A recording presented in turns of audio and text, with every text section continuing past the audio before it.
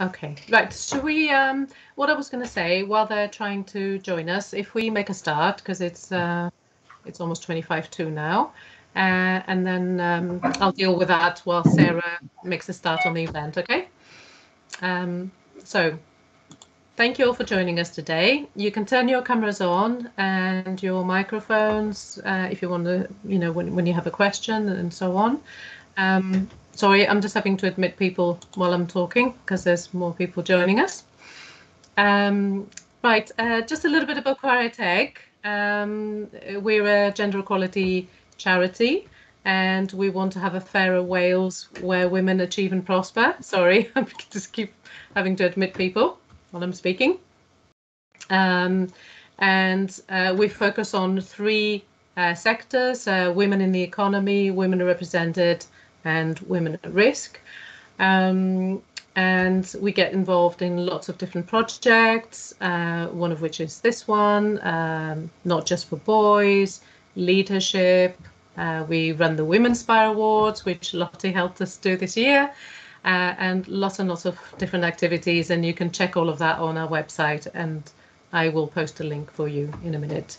So I'll pass you over to Sarah, who is going to run this session today. And over to you, Sarah. Oh, thank you, Alexia. As always, you're on hand with all of the support. So if anyone does need any help with the tech, just raise their hand or write something in the chat and Alexia can help with that. And I don't know whether you can tell, my voice has been on the brink. So Alexia is also going to help out with conversation and picking up things in the chat too. So yeah, my name is Sarah Rees. I have been an entrepreneur and set up my own social enterprise, and I'll tell you more about that later. And I've also done a lot of self-employed work because I think sometimes, running a business isn't always about an external business. It's things that you can do just working for yourself. And this is really just a kind of whistle-stop tour because we only have these 2 hours. Through what I feel the building blocks for getting your first steps into business and those first steps to succeed and to overcome a lot of it is the internal barriers where people feel that they they don't have the confidence to take that next step, because if you've got a really strong base when it comes to those things, then everything else you'll figure out, because you've figured out getting here, and that's often one of the biggest things for people, things like technology, and all those things are things that we can figure out. We can ask someone for help, but it's harder to ask someone for help for those internal things and that confidence. So that's hopefully where we're going to start building everyone today. So what I'm going to do is take you through some of the kind of basic processes that I followed when I set up my own business. And quite often I felt like when I went to formal business workshops, I was put off or overwhelmed. And when I talked to other women who went along, they felt the same. You'd hear phrases like executive summaries or competitor analysis, or, where's your business plan if you want some funding? And I think, I don't even know if I want funding. I don't know how to write a business plan. And I was very limited in the time I had because I'd been made redundant after having my daughter. And so all of a sudden I went from working in a job that I loved, thinking, oh my God, what am I going to do next? This was like 9 years ago when flexible working was definitely still in the closet and couldn't be done. And so finding a part-time job so I could be mum and still do work that I loved was not easy. So I thought, well, if I want to work in a way that suits me and my family life, I need to work for my health. So I used the 2-hour nap times that my daughter had every day, or a few times a week, to write that business plan. And because I was so focused in that couple of hours, then I was able to get things done. So what I'm going to do is kind of take you through some of those steps that are things that people advise me on. And, when I'm brave enough to say to other women, this is what I want to do, they were things that helped me. And I also was really lucky in that I had the support from Chwarae Teg to kind of get over that next hurdle. And that's exactly what all of you have. For me, it was a bursary that I had to kind of have office space for the work that I was doing, because it was a lot of training and consultancy work. And people would say, oh, you're setting up a business. You can do that from your kitchen table whilst your baby plays. And I thought, well, not really, you know, that's what they expect, other people expect of you, but that isn't what I wanted to do, and it didn't fit the kind of work that I was doing. So having that office space and the support to do things like set up websites and talk about marketing is really, really valuable. And you'll be hearing from Jo at Simply Do, who's going to talk you through the support that you will have to do that. So I'm really pleased that we have some amazing role models with us who are going to share their experiences. So we have Shumana from Ultra Comida, and are you here on the call? Because I know there was a bit of struggle getting in. Hello. Yeah. Amazing. Yeah. No, I'm here. Hi. Oh, amazing, thank you. So you are one half of Ultra Comida with your husband and business partner Paul, based in Aberystwyth. Now, some of my colleagues, my friend Beth Ann Syed, she said that your place is one of her favourite places in that neck of the woods. And so it'd be really good to hear from you, you know, about what it was like to set up your business, moving into online sales, and how you work with producers to provide customers with Spanish produce here. So I think there's going to be a lot that we can learn from you, particularly over, you know, things that have happened in the last couple of years. We also have Lottie. Hi, Lottie. Hi. So Lottie is the founder of Wild Coast Events. And whereabouts are you based at the moment, Lottie? So we've got bases in Cardigan in West Wales and Ebervale in South Wales. Amazing. So you run Wild Coast Event Styling, and that's retail interest, and Lottie Summer Events, which is managing all different kinds of events and being a strong voice and advocate for female entrepreneurs. So it'll be really exciting to hear from you, and I think particularly, you know, the work that you've done with Chwarae Teg in supporting the Women's Buyer Awards, because that was you know, quite an amazing thing. I think there were thousands of people who watched that event online. And so it'll be interesting to hear about you know, how that worked with ITV Wales and working with all those different people all across Wales to bring that together. And we also, very exciting for me, so we have Tania and Becky. Yeah. I was told that there was only going to be one of you, so it's amazing to have you both. Thank you very much. And you are the founders of the Welsh Sisters Gin Company, based, whereabouts are you? I've got the notes here that just say West Wales, but where are you? We're in Newquay. So do you still have the little shop at the end of town? Because when I came to Newquay in the summer, that was my first stop. I literally said to my husband, don't go on to our caravan. I want to stop and buy a bottle of this gin before I do anything else. Yep, that's us. Amazing. So yeah, I can definitely say it's good, because I spent the weekend on it when I was there in West Wales, and I can't wait to see where else it's sold. So it'll be lovely to hear from you about your you know, your kind of journey into gin making and artisan gin. And I think what's really lovely is, you know, it says how your gin is based on recipes that tell the tales of Welsh women and their relationships with the sea. So now that just gives me an extra reason to buy your gin, because it's part of storytelling. But again, that's such an important part of business. So it would be really nice if we could hear from each of you, and then if anyone's got any questions. So yeah, if you know, it's up to you who wants to go first, but if we could just hear 5 minutes from you, a little bit about your business journey, and then we'll bring in some questions.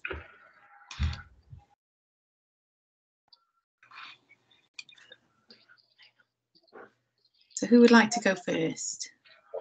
Well, we'll go first if that's okay. We'll jump in. Why not? So we started our business 3 years ago, last August. So we're just sort of COVID babies, really, in this way. We had never done anything like this before. Our expertise is in other areas. Becky is a consultant in water quality control, and I taught drama to young people. So we just learnt from the ground up 3 years ago how to do this business. So do you want to tell everyone how we started that? It was my birthday, and it was a birthday present from my sister to do a gin making experience in the Welsh Winds Distillery in Gorgedden, just inland of Aberporth. And it just so happened that we made the most delicious gin the first go, wasn't it? The first recipe we did. So we made 2 bottles, 1 each, and then we made 20 bottles each for Christmas gifts, and then it just snowballed from there. It's about doing baby steps, but making sure that that step is always forward, and just keep those boots on the road 1 step at a time. So we made Morin first, and then we made the Captain's Wife shortly after, hot on her tail. So that's about the... Yes, now we made a third last year, which was the Captain's Wife Portside, which is an aged gin, and then developed into other products, because we realised that when people came to the shop in the summer, they were really looking around for something else to buy alongside the gins, and so we started branching out with that as well. It's been an interesting journey, having been in lockdown and going online as well at that time, which was very good, but that's still another aspect that we had to get our heads around. We entered competitions in our first 3 months, and won Best Contemporary Welsh Gin in the first 4 months of starting. So that sort of woke us up to the possibilities of where we could go. And we've had a lot of fun, to be honest. It's not all smooth at all, as you know, as everyone else will say. It's up and down, but I think, as Becky said, if you keep going forward and learning and feeding in your passion, which for us is telling stories of women and how brave they have been in the past, or how awesome they are in mythology or stories, more stories come out, and then that feeds our passion, because we realise there's a lot to be discovered about women in business and women in history. That's us. I think that, yeah, there's so much there that we can come back to. But one thing I would like to ask, because obviously it's, you know, it's almost serendipitous, your journey into business of, you know, going on this gin tasting course and making the most amazing gin, which I'll hold my hand up, I do love it. And so what's been the trickier parts for you? Some of it is being to tackle things like this, which is the IT, you know, the logistics of Zoom calling, and when particularly when it fails, I go very hot. And there's kind of waves of panic, but you do get through it, and everybody is so helpful and tolerant and patient, and they said, yes, we can get you back online. So the IT side of which is very COVID anyway, has been quite a challenge. I think sticking by your guns on branding, and and tolerating, listening and hearing the criticism, and say, yeah, I hear you, but I'm going to head on this journey of my brand and sticking to that guns. But you do get you do wobble on that path quite a lot, but if your brand value are true to your business core, then you're fine. And it's like a stick of rock. It comes through everything that you do, that brand image, colours, ethics, everything just channels right through your whole business, and it helps you to navigate. And do you think that that's slightly easier to kind of stick to your guns because you've got each other to back each other up? Definitely. When there was a wobble on the labels, for instance, and what we wanted to put on the front of our bottles, we had a lot of journeys and a lot of experimentation, because we're not, although we kind of had a vision of what we wanted, but it wasn't manifesting. And so we sort of turned to each other at one point and said, are we right? Is this what we want? We want a woman's face, don't we? We want a woman's face on our brand. And we go, yeah, we do. So let's keep so we had to sort of reassure each other and really dig our heels in. And there is a lot of, it plays into your self-doubt sometimes about how expert you are, or how cool you are, or how old you are in our case, because we know we're in sort of like later years. And so you have to say to yourself, are we right here? And then if you feel you both are, which we felt that we had each other's backs and we felt the same, and that was from our passion to do with what we felt about women and felt about being women founders, then that's strong enough to propel you forward. Amazing, thank you. So let's come to you, Lottie. Tell us a little bit about your business and your journey into, you know, this is one thing I find really interesting of using the word entrepreneur. The first kind of conference that I went to, and it was a women in business event in Bristol, probably about 9 years ago. There were 500 women in the room, and the person on the stage said, "Who's willing to stand up and call themselves an entrepreneur?" And one person stood up. Everyone else said, no, I don't like that term. I'm just a woman who's in business. So yeah, tell me how you feel about that and tell us all about your business. Yeah, definitely. So I'm also losing my voice a little bit, sorry. So I started my business in uni, when I was in uni. So I studied music at university, music performance. But I really enjoyed the sort of behind the scenes of that a lot more. I sort of discovered a passion for that. So the business started out as music promotions. So I would put on live music events in unique spaces. So we did like one in an abandoned warehouse and someone's living room, even in like the oldest cul-de-sac in Cardiff. And it started off like that. And then I got approached by a couple of artists and bands to organise their album launches or single launches, and discovered a passion for the event management side of things as well. And so it kind of just, the journey took me into event management, and that expanded a little bit more. But I was always part-time employed and part-time self-employed, because I needed that comfort blanket.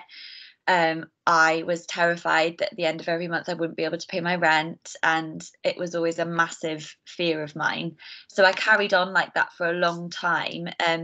The job I was employed in was a venue manager, so it was still in the same industry.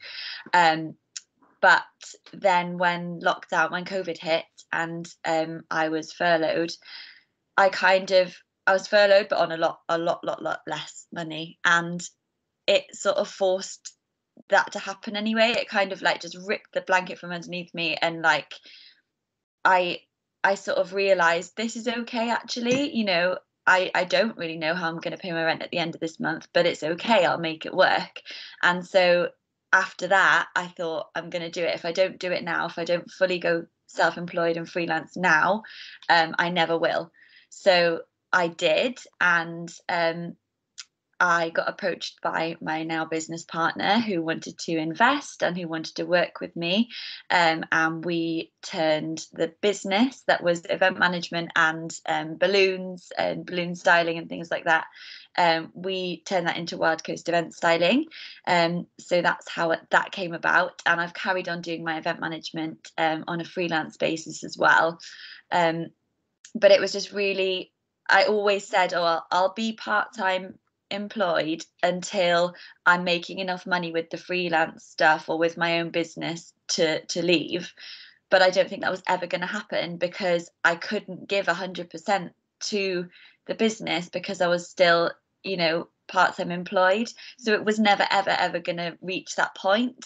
And when I did fully go for it, actually the work came rolling in, because you know, people, the word gets out, and you've also got so much more time to focus on it. And you know, it's terrifying, it's really scary, and it's a massive leap of faith. And so I totally understand where those sort of fears come from, but that's my journey.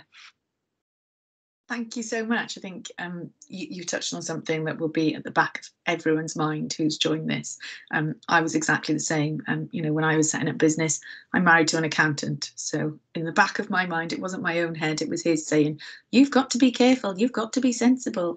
You know, and we all have those people who care about us and kind of will try and rein us in almost, as well as having our own fears and insecurities about, you know, wanting to make sure that we can pay our bills. And I know a lot of people who actually do still do that and do juggle those two things, because they've got other responsibilities, like maybe there's someone I know who's got 2 small children and she's the main breadwinner. So while she's running a business, she's also having to juggle, keeping on top of the basics because of the cost of things like childcare. There are always reasons why maybe we can't take that leap. But it'd be lovely to hear more about, how that was forced upon you and what that felt like. Yeah, so I'm never someone to kind of sit and relax or not do anything. I'm always thinking of new ideas. They call me Del Boy because I just have like all these business ideas going on. You were making banana bread then? No, I wasn't actually. But no, so when lockdown hit and I was furloughed, I was just going out of my mind. I hated it. Not just it being really worrying about the financial side of things, but just in general, I was just going crazy being in the house so much. So the business at the time was doing event management and I was also running the venue. But I decided that I'd always wanted to open a party shop and sell balloons and party supplies and things. So I decided that maybe this was a good time to do that, especially, online, because people were having like lockdown parties in their houses and stuff. So I released that, I launched that, and it went crazy, and I had to just very, very quickly learn how to sell online. I had no idea before, and you just learn, don't you? But yeah, it was something I've always had a plan. I'm very, like, as you can probably tell, event manager, but I always like to have a plan.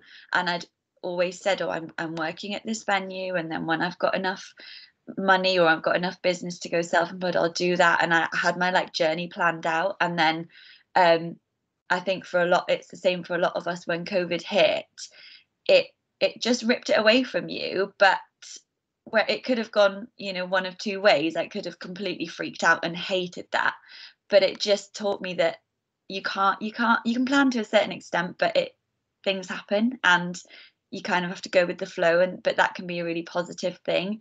And I didn't feel worried. I just felt like, no, it's fine. So the universe has got my back. I work really hard and I know I do. So it is going to be fine. And I think as long as you can trust yourself to work and get what you need to get done, then you will be okay and it will work out. And also just asking for help and looking at what's around you and the resources you have around you. And that's also okay. It's not a sign of weakness. It's, it takes a lot of people to get you off the ground, and they want to help, and people want to help and support you. So yeah, it's a strange feeling. You can't really put your finger on it. It's just when you just got that feeling that it is going to be okay.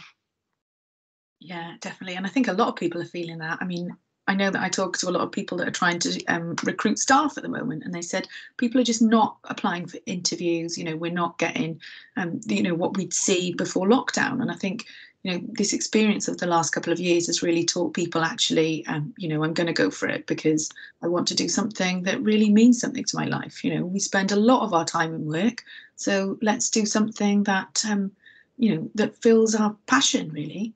Shumana, I'm so excited to come to you because I think your business is quite infamous in some of the circles that I'm in of how amazing it is. So tell us about your journey and tell us about how your passion for Spanish food turned into the work that you do.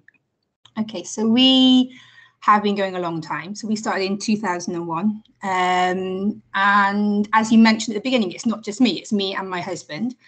We started, we didn't really give it much thought, if I'm honest. We always knew, we came from a food background, we both loved food, we both loved this industry and this kind of thing, and we kind of just knew we would always do it. I didn't really have a plan. We had some idea that we'd do it in 10 years' time. You kind of set a plan out and you said, we'll do it in 10 years. And then life went on and we thought, why are we waiting 10 years? Why don't we just do it now? So we were living in Bristol at the time, and we were, part of the lucky generation. We were able to buy a house in our 20s and sell it in our 20s when the prices had gone up. We used that money to move back to Wales and set ourselves up in Aberystwyth. And we had a kind of shared goal. I won't say that we did a business plan because we didn't, but I would recommend that you do one. So after we kind of sold our house, upsticked, and we were sat in Bronant in the middle of the night going, what are we doing here? We'd already signed leases on things, it was a done deal. We then went to talk to somebody like a business advisor, a little bit late. And she sort of kind of rolled her eyes at us and we're like, well, you haven't done a business plan.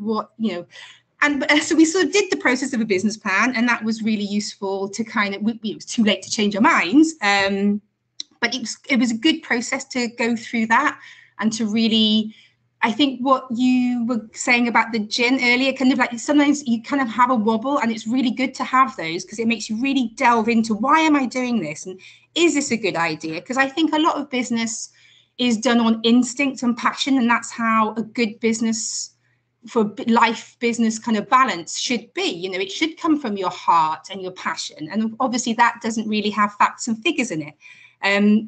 So that's your starting point, but then you kind of need to delve in and then really analyze why do I feel confident that this is a good idea? And then question yourself, because actually in that process, there may be things that aren't good and you'll throw them out, or just make you really kind of confident that, no, we've made the right decision. Let's carry on. So yeah, we started out, and I think we were very naive. We were quite young. We didn't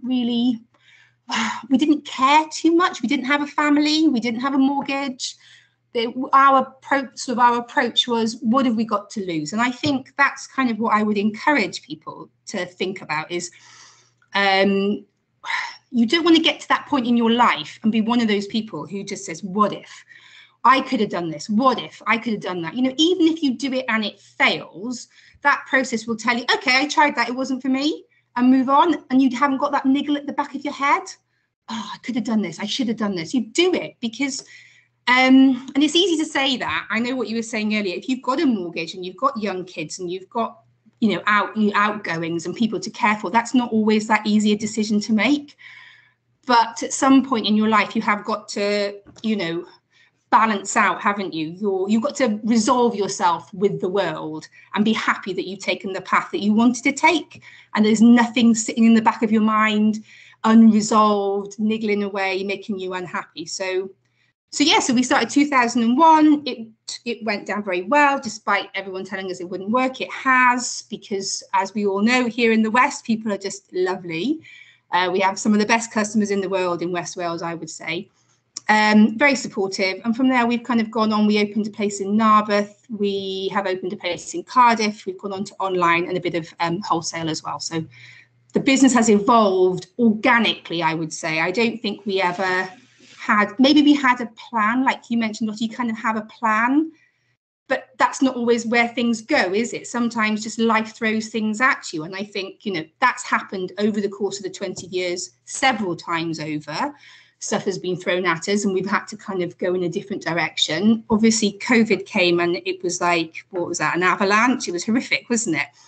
And that's thrown all of us, not just us in business, that's thrown everybody in the private sector, the public sector, everyone's had this come at them. And maybe it's not a good thing. I wouldn't like to relive it, but, perhaps it's good to sometimes, shake it up a bit.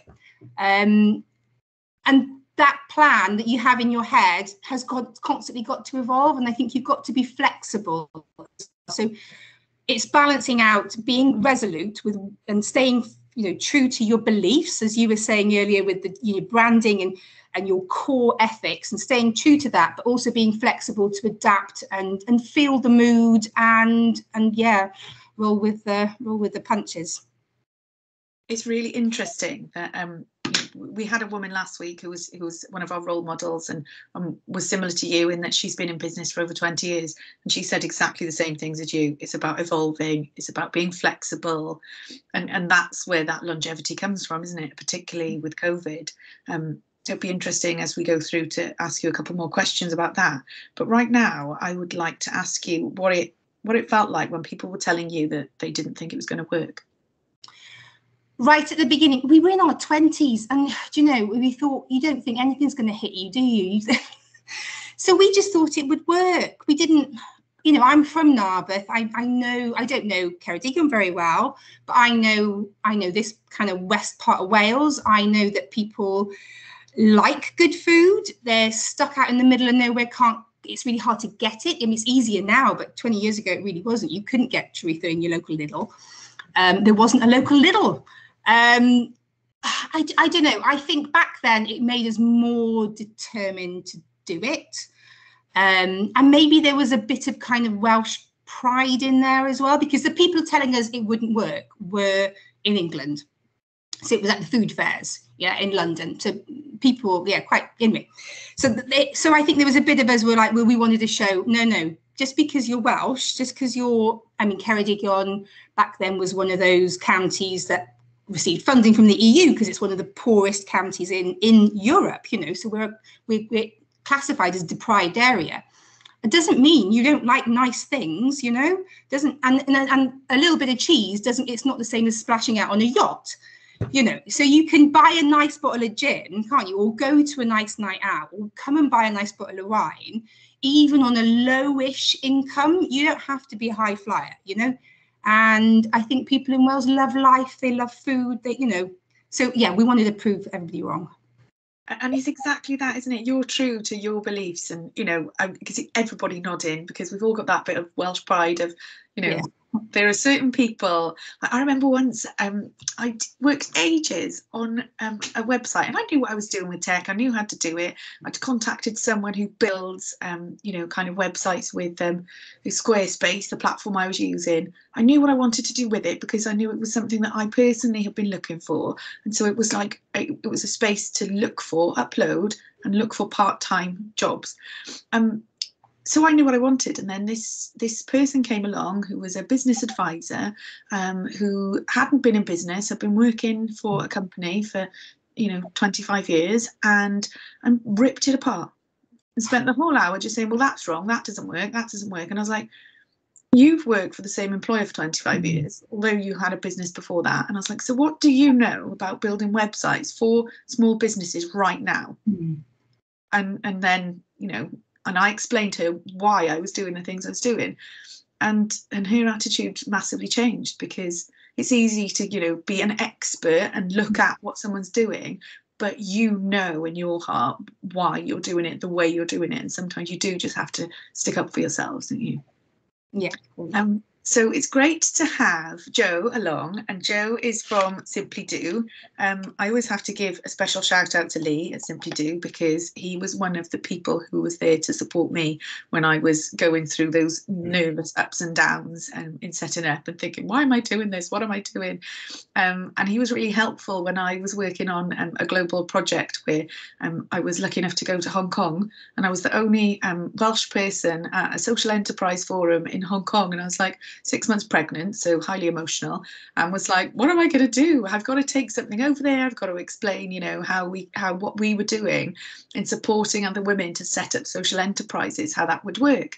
And so Lee said, well, take this, use the platform that I've got, use the kind of process that I follow.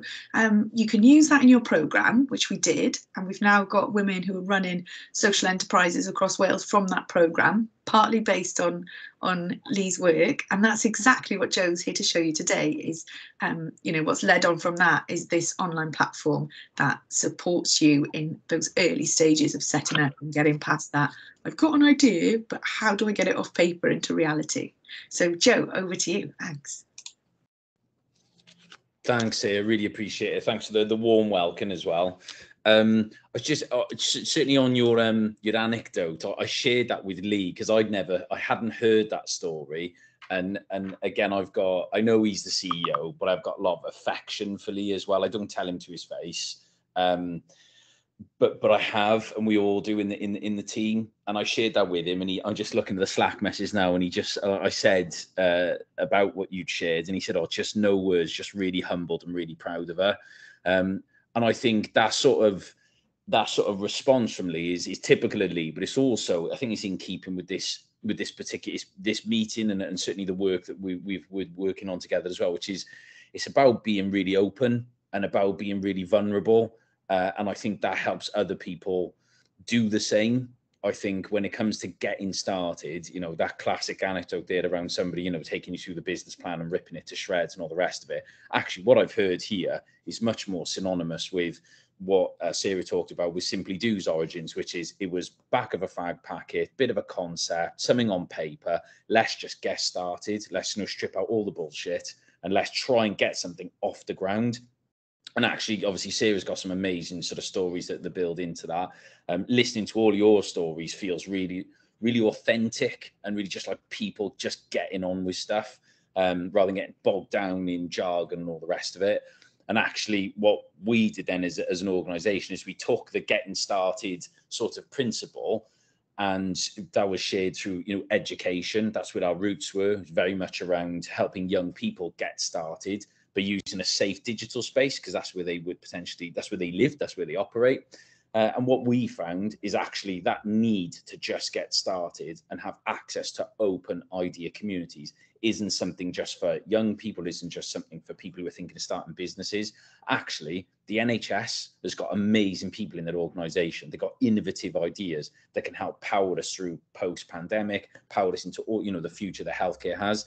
And that's exactly where Simply Do has gone. We work with the NHS, we work with policing, we work with advanced manufacturing, principally organisations that have amazing people, but they need to get their idea down on paper or in the digital paper, so to speak. And that's what Simply Do is designed to enable. Working with NatWest Cymru, working with Chwarae Teg, working with the team here, the goal really is to enable more women in Wales to access an open idea community and just get started. And so I'm just dropping a short click link in the chat for everybody to be able to access. You click that link, it'll take you to the platform. It's a 15-second registration, and it really is only about you being able to create something and share it in this really sort of like-minded, supportive community. I'm just going to share my screen briefly, if that's Alexia, I just might need some sharing permissions. You have to give me the power, please. Sorry, Joe. I should have done that. I should have already done that. That's all right. So I'll just very quickly walk you through what some of that looks like. And again, I'll sort of refer you back to the link. Thanks, Alexia. So you can click in and get involved yourselves too. So let me just share. Hopefully, let me share my window a second.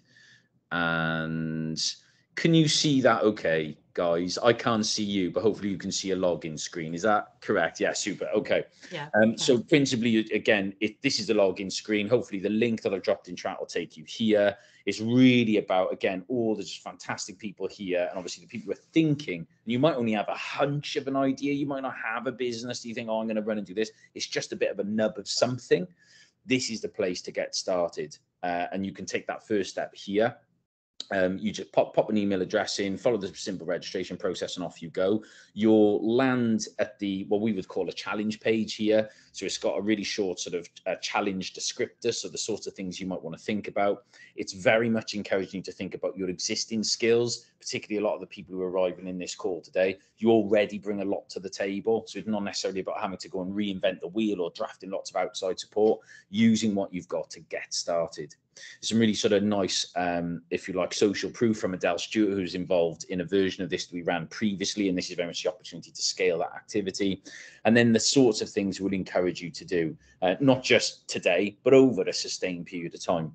So there's an opportunity to view, like, and comment on other ideas that are created and submitted in the platform. Again, we're just getting started here, so there's only 1 or 2 in there at the moment. Again, hopefully we can encourage more of you to do the same. Get started on your own idea. And again, when you do that, it's in draft, no one else can see it, only you, and you can work on that privately. But when you are ready to submit, that will then be put in that open idea community for others to view, like, and comment on. Now that might feel scary, but actually that's part of that first step to getting started, is actually sharing that idea that's a hunch or nub of something with that open idea community, where all the people in this room will be able to log in, view it, and support you, potentially providing you with other advice, guidance, or other opportunities, even partnerships, to power that idea into potentially a new business or source of income for yourself. All you'll need to do from here is click create an idea, but I'm just going to click ideas and show you that this is where those ideas land when they're submitted. You can have a look at the example idea, which again is really simple, just a short description, bit of an indication of sort of maybe support you might like from other members of the community. And again, my colleague had a sort of snazzy logo and an outline video that they dropped in as well. You could make this as simple as you wanted, and it could just be a short description that you want to put in there as well. Creating your idea, as I said, is really simple. Just click the button on the right hand side. There's a bit of guidance at the top, and off you go. And it might take you 10 minutes. You might spend a couple of days or even a week sort of just carving something out that you feel you might want to share with others and start to get some of that validation. Some of you here might be working with somebody else in partnership. There's a great example of I think it was the Gin Sisters. I just missed the start. Is a really good example of where people working together can help sort of nudge each other along that journey. There's somebody else you want to add as a collaborator that you can just click on team and add them there as well. I'd also encourage you, once you're focusing on that, is to potentially join one of the groups that's relevant to your area. So if we're thinking about Mid Wales today, you just click on the Mid Wales group from the group section, click join the group, and you'll be able to see all of the other members that are in that group. Again, we're just getting started with this, so it's just a small pocket of us at the moment. Again, hopefully everybody here will join this group today and then get involved in the discussion, sharing the resources from today, sharing other links, and also sharing your story as well. I will slide back and stop sharing. Hopefully I've covered everything. I think my camera's off as well, which is probably better for me. There we are. Sorry, here I am. Hopefully I've covered that and covered it really quickly, and hopefully that was useful. Again, the click link is in the chat on the right hand side. Click it, register. You don't have to do anything. You could just view and support other people. I'd encourage everybody to do that. But also, if you have got that hunch stage idea, it's a great place to get started. Thank you, Sarah. Oh, thank you. And I hadn't realised actually that they were the different areas that you could join. Yeah, and I think that's really helpful to know that there's people near where you live, and because you'll understand that kind of hyper-local environment a bit better. So that's really, really great. Thank you so much. So whilst I get my slides ready, if I could just ask everyone to make sure that they've got a pen and paper handy, because I am old school and I do like to do things in that sense. Excuse me. Well, it just gets up. Can everybody see this screen?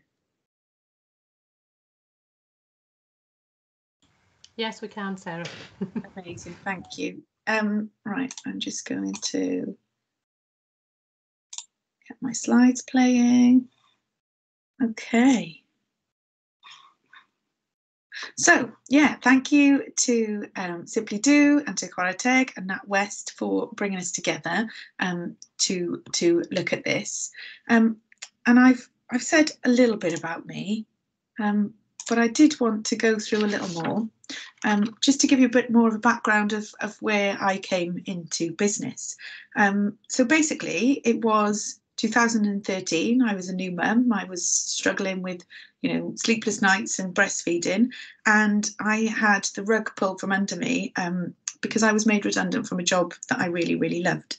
And that could be you. There's a lot of people here that have talked about experiences of COVID. Maybe you haven't been in work for a while. Maybe you've been caring for someone, or maybe you've just thought, you know what, I just do not fit the box of being employed by someone. I want to work for myself. Or maybe you haven't found your personal passion, but you've come here because you've got a bit of an idea about wanting to do something. And that's exactly where the Simply Do platform works, because, the kind of people who set up business, the kind of people who all been talking in these sessions have all said how there are endless ideas that they have, and they just want to be able to take them to the next step, because we never know what idea will work. And exactly like Lottie said, what idea will kind of take you on that journey to next steps, and to doing things that really help you to discover your passion. So I wanted to ask what it is that you really want from work. Why is it that you want to be your own boss? Is there something that's happened that you think, actually, I've got this idea and I really, really want to work with it? Alexia, if you could just kind of keep an eye on the chat and see if there's anyone who wants to add anything of, what was it that they really want? And and if I could ask our role models, maybe Tania and Becky, it would be interesting to know, whilst obviously you said that you went into making gin because you found a recipe and it was something you loved, what made you take that leap from what you were both doing before into working for yourselves? You go first. I think it's to have more expression, really, and more control over what I wanted to put into the world, and so that I could. I wanted to get some reward, obviously, and make a difference at the same time. So I felt that this amalgamated all the things that I had spent my life learning how to do, as well as learning new things, and then that would enthuse me to really go for it. Really, that's what I wanted from this project of ours. Like you, Sarah, I was made redundant. I used to work for quite a big environmental consultancy, and it got taken over by a larger business, and in that the business was streamlined, and I was made redundant. So I thought, I need to grab this moment, this little window, and see if I can go it alone. And I set up the environment consultancy business with a former colleague, and whilst this is at the same time, not knowing which one would fly. It just so happens that both are flying. So what is it that I really want from work? It's a really good question that I don't know the answer to. A rest would be nice. I think it's freedom, the freedom to express yourself and to be true to yourself.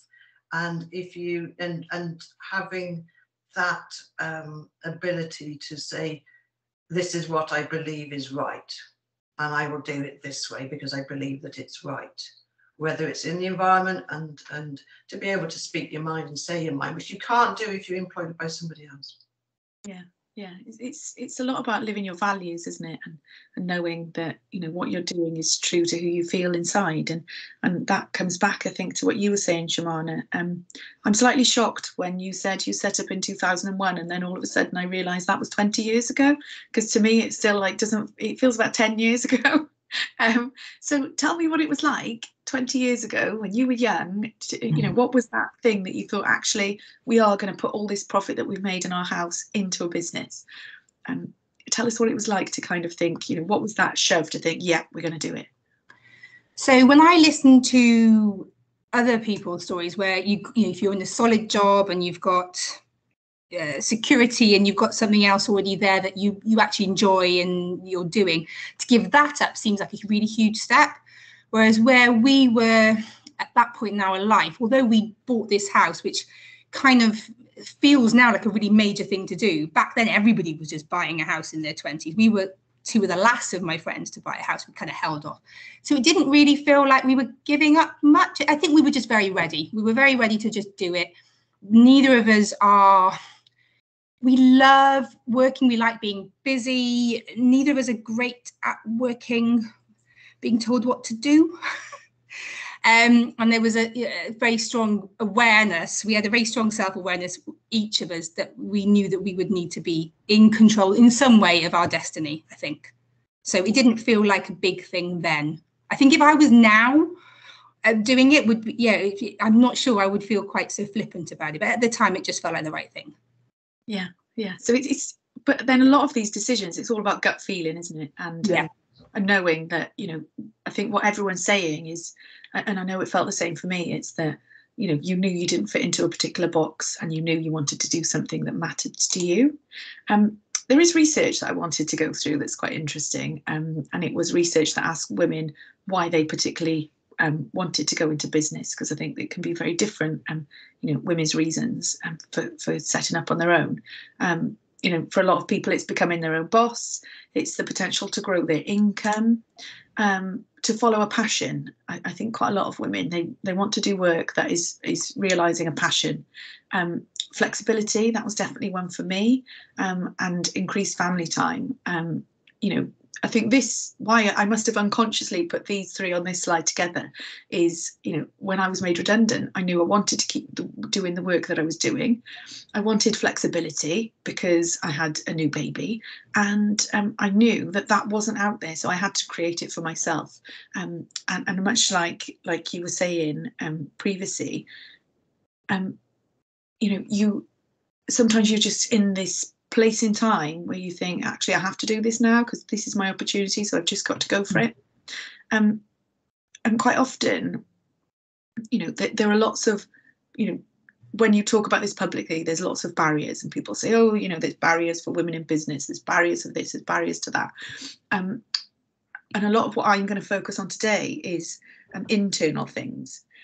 But firstly, I would like to mention some of the external barriers, because these quite often are, the things that we tell ourselves. Oh, I haven't got any money to start a business. I'm married to an accountant. The first thing my husband said to me was, well, you have to start it on an absolute bare minimum. So I agreed with him, and I was like, okay, that's what I'll do. Now I feel much more confident, having gone through the process of, the next idea that I have that I want to take forward. I'm going to say, do you know what? No, I want to put however much I feel is of value and that I need to go into that business. But what we can often do, and when I talk to lots of people on an individual basis, is we can say, oh, I could never take that next step because I don't have the money to do it. Or, I don't have enough time because I've got a day job and that's really busy, or I've got small children. If you really want to drive forward your idea, then quite often we can put those external barriers in place when really it's something that's internal, that you think you'll blame it on an external problem, but really it's something that's internal. So what I wanted to do is just ask you, what are those internal barriers? These are some of the most popular that have come up when we've done this previously. So if you could just, anyone with us, if you wanted to speak, if you wanted to just type something into the chat, what are those things that in your brain you tell yourself quietly, the reasons why you can't do it? And maybe Lottie, it would be really helpful if you could share with us what it felt like for you, and what were the things that you were telling yourself when you were juggling work because you wanted that safety blanket. I think a lot of these things on here will be things maybe that you've ticked. Yeah. Could I share something, please? That'd be amazing. Thanks. If you wanted to introduce yourself. Hi, my name's Abigail, and I moved to Wales in February. Years ago, I started a business with flowers, but it went downhill because of the relationship that I was in. So that sort of dream stopped. Then further along the line, I opened up, there was a burger van that had been left to rack and ruin. And so I asked the guy in the pub, what are you doing with that burger van? And he's like, oh, I thought someone would have slept in it. So anyway, I had this idea and this vision, and I cleaned it all out, got it up and running. But then a sad story. So I've met a lot of ruthless people in my life, and so I have to laugh, otherwise I'll cry. But in my life, I found it a real struggle because I've got a bit of dyslexia and a slight autism, and I found it a real barrier and challenge to put yourself across, who to channel your ideas to. So I found them very challenging.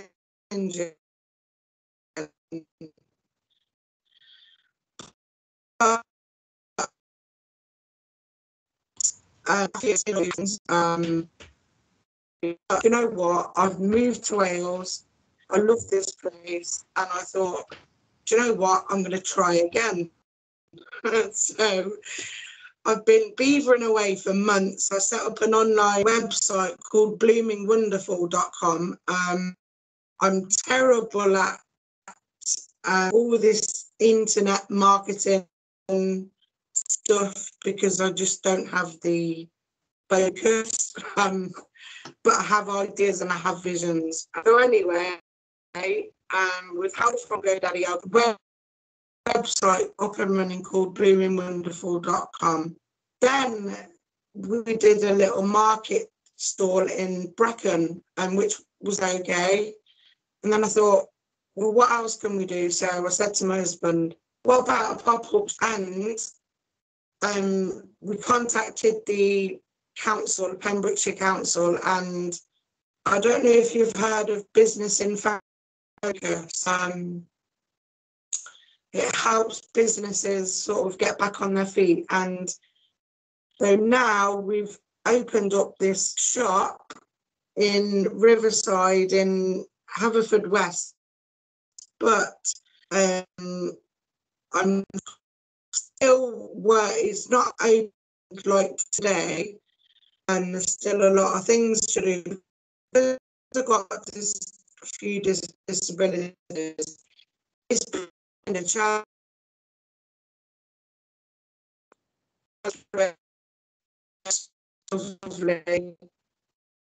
You're cutting out slightly, so I'm going to stop you there. I found in life as well, your visions, your enthusiasm, and your passion. I thought, don't let anybody who you are. I am going to stop you there because it is cutting out. I'm sorry. But thank you so much for sharing that with us. I think what's really important, and I'm sure what everyone has pulled out from what you've said, is that, you know, you are tenacious. You have got external barriers of things that you've, you know, have either happened in your life or your personal circumstances. And, you know, I think what you're saying is that, you know, you've gone for it. You've looked for the support out there. Some things are daunting, but you're open to saying, well, actually, this is, you know, this is the thing that I need support on. And one thing that came up last week, when we were talking about exactly this, was how if you put your hand up and you say to people, I need help with this, you know, 9 out of 10 people are going to say, yeah, I want to help you, because they'll feel honoured that they've been given that opportunity to support someone else in their business journey.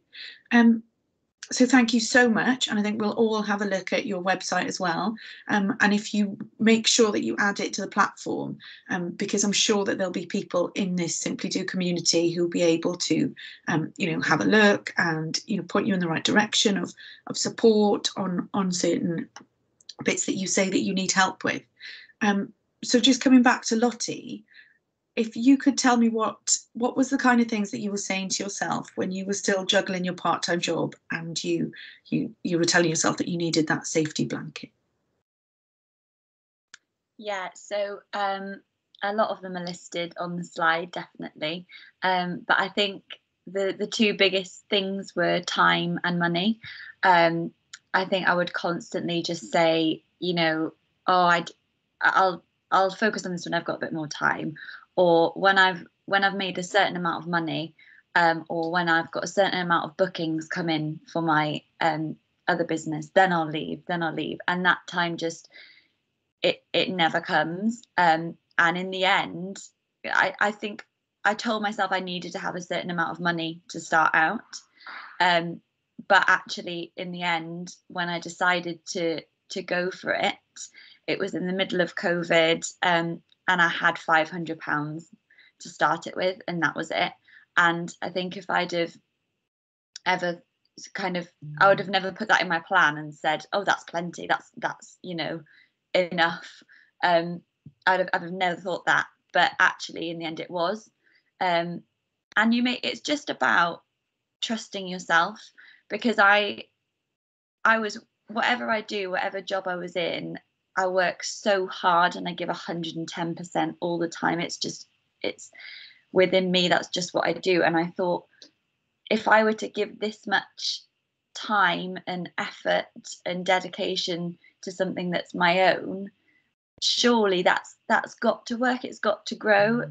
But also people recognize it. People see how hard you work. And that's how I got approached by the investor, is not because I had many customers, because I didn't, not because my business was very big, because it isn't, but just because she recognised that I would work hard.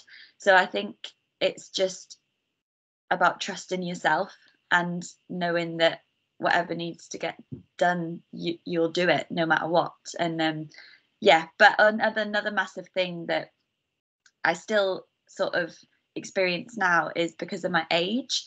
So I'm very young to be doing what I'm doing, and especially when I was in sort of managerial roles in the venue, or even now at events, I'm usually sort of, because I'm managing it on site, I'm the person that people get referred to. And because of my age, I face a lot of like judgment, and they don't trust you, or you can't be experienced enough. You can't know what you're doing because you're so young. And I still tell myself that now. I'm like, oh, you're just young. You don't know. You're not good enough. But yeah, it's something that I'm still working on. But you always have those doubts from within you. That's normal. That doesn't mean that they're true. It doesn't mean you're not good at what you're doing. I used to come out of certain meetings and think to myself, well, there was another verbal pat on the head from a white middle-aged man who'd say, well, you carry on, it's not going to work for us. And I think, you patronising git. And then I think, no, I know my market. It's obviously not for them, but I know that I have belief in myself. But I do want to touch on that age thing as well. I think because Tania and Becky, you said the same as being older women. There will be a lot of older women. I've talked to others who've come along to some of these events, who came to some last year, and women who were saying, actually, I just feel that I'm too old. And my friends and family have said, oh, you're too old to go into this. So it'd be lovely to hear your experience of what it felt like as older women in going into business. And I'm not calling you older women. We are, hands up for older women.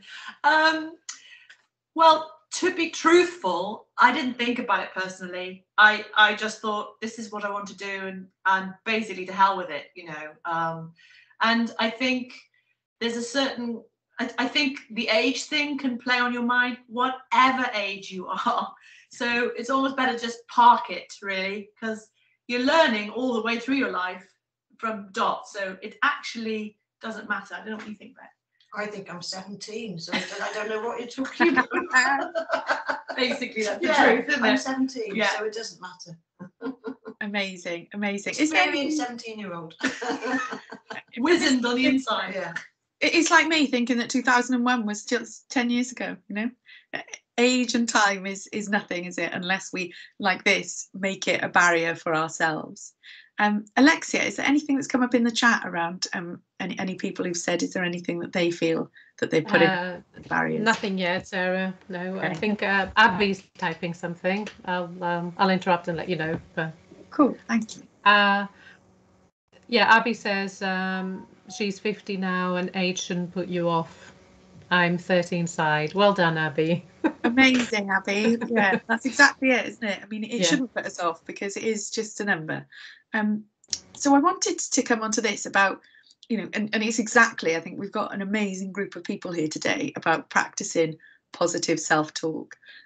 It could be age, it could be anything, but it's about turning it into a positive, because our brain will hear what we tell it. So if we constantly tell ourselves, oh, I'm not lucky, nothing good ever happens to me. There are those people, and I think if you constantly tell yourself negative things, you're never going to turn into that positive person where open things will happen for you.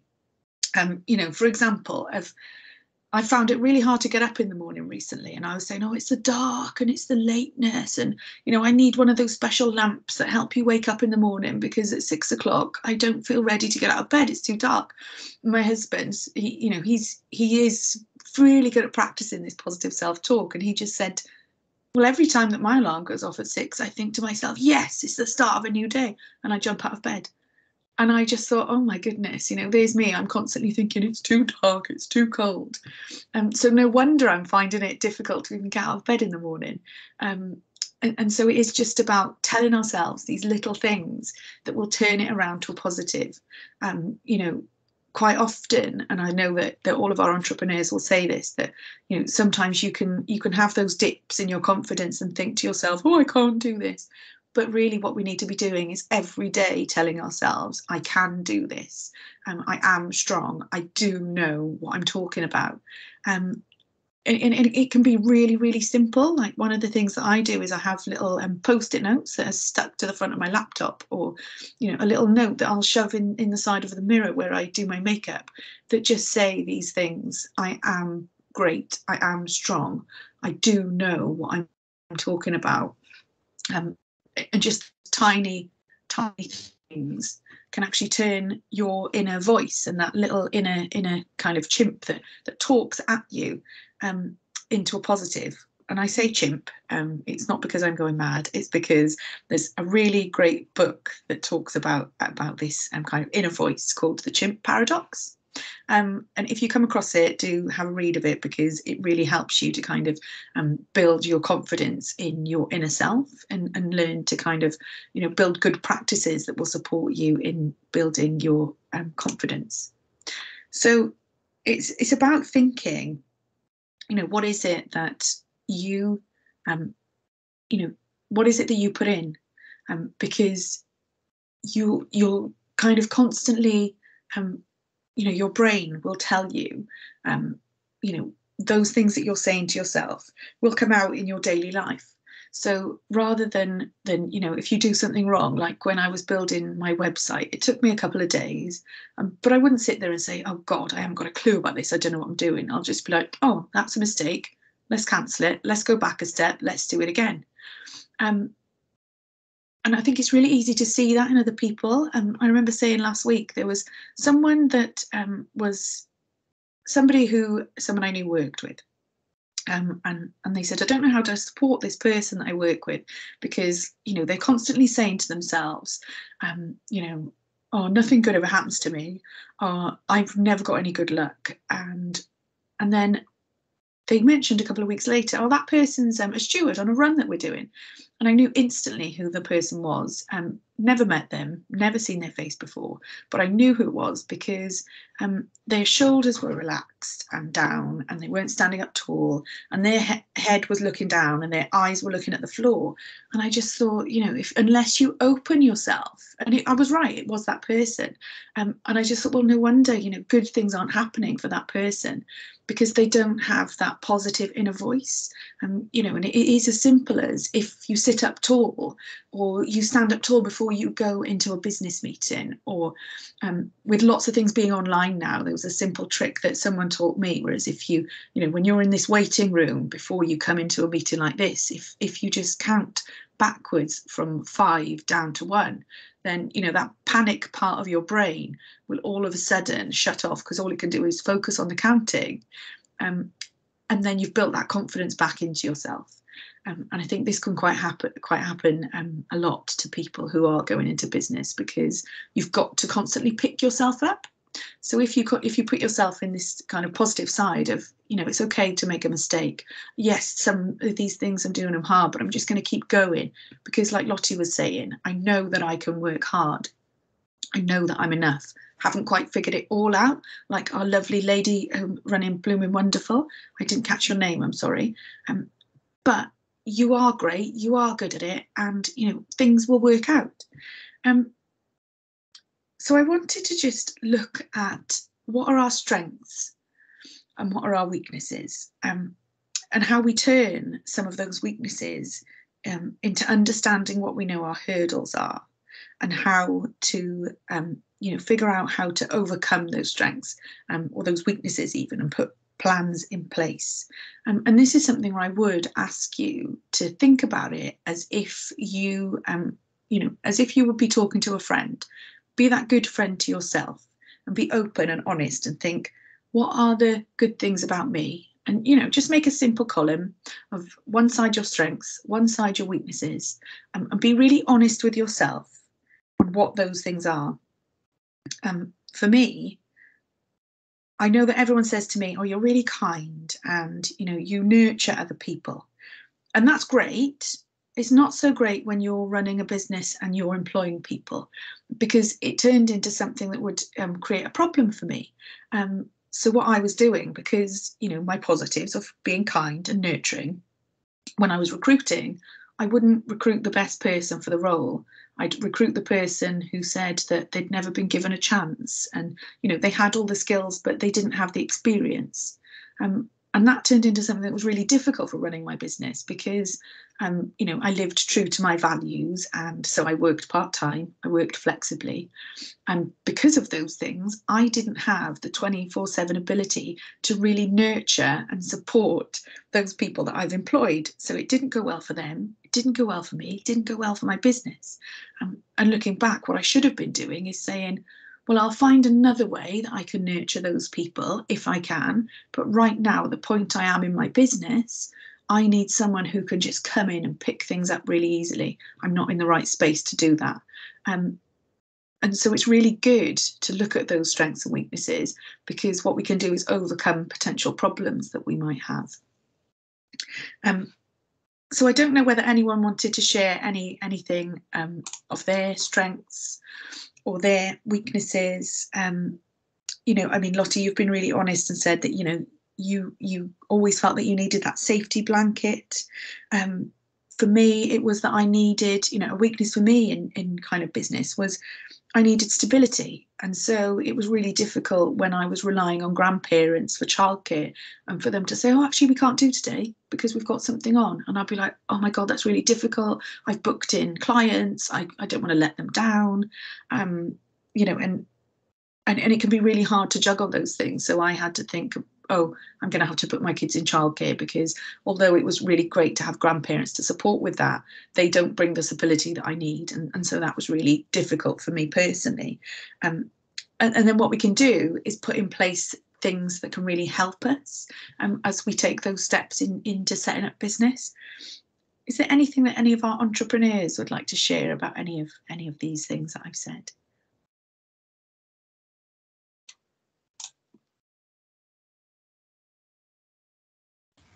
I'll just quickly jump in, Sarah, if that's just about to echo. Actually, I've never really thought about what you've just said about your approach to recruitment. So I think that's a really important thing, is if you're thinking of going into this journey and then you're going to need other people around you, is working out what you need to add to your skill set. And that's something that we never did either, and also learnt the hard way. So I think and I've never thought about it in such a clear way as the way you've just outlined it now, but I think that's really helpful for people to consider, is not just what are my strengths and what are my weaknesses for this business, but in terms of growing it and growing a team, who do I need around me to, you know, to balance out my weaknesses and support my strengths, and what can we all bring to the business that will be positive for everybody. So thank you.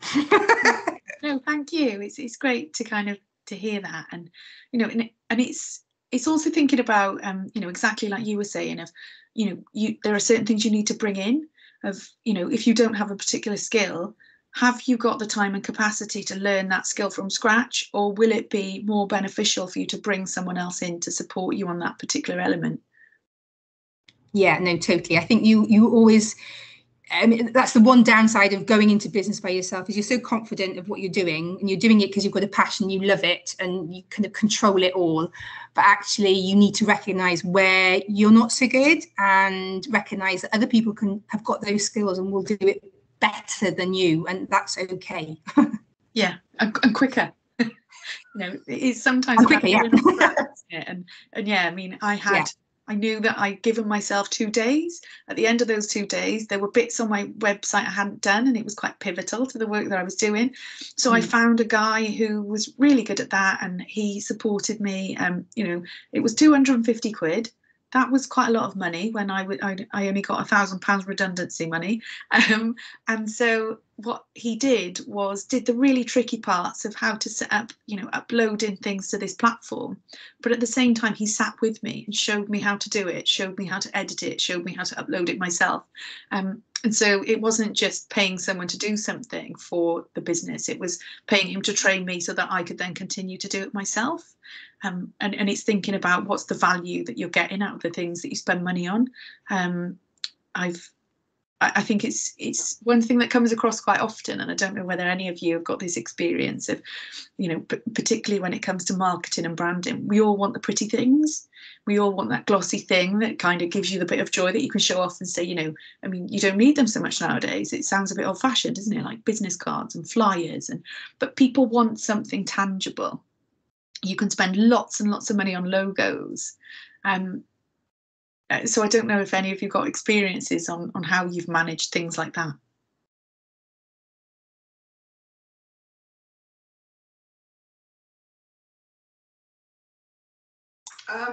We still have cards, the little cards that go out with the gins and the logo. I learned Illustrator tool to be able to do that. It's that, to get over the fear of not knowing and say, I will learn it at some point. I will be able to do it at some point.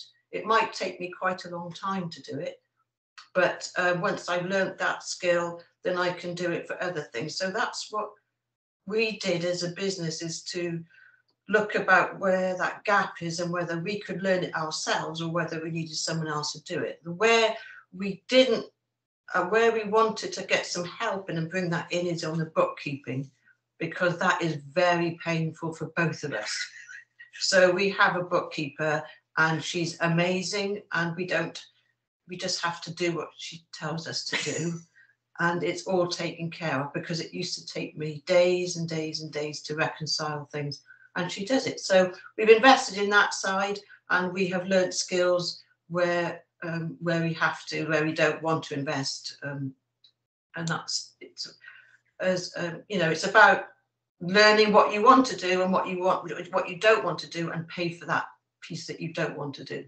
And sometimes in struggling to do it, you learn the language of the thing you want to do, and you can't, as you were saying, Sarah, you can't quite finish it, but then you can talk to the person that's there to help you in the same language, so you understand the process a little bit better, because you've done it a little bit yourself and found it hard. So that's always beneficial.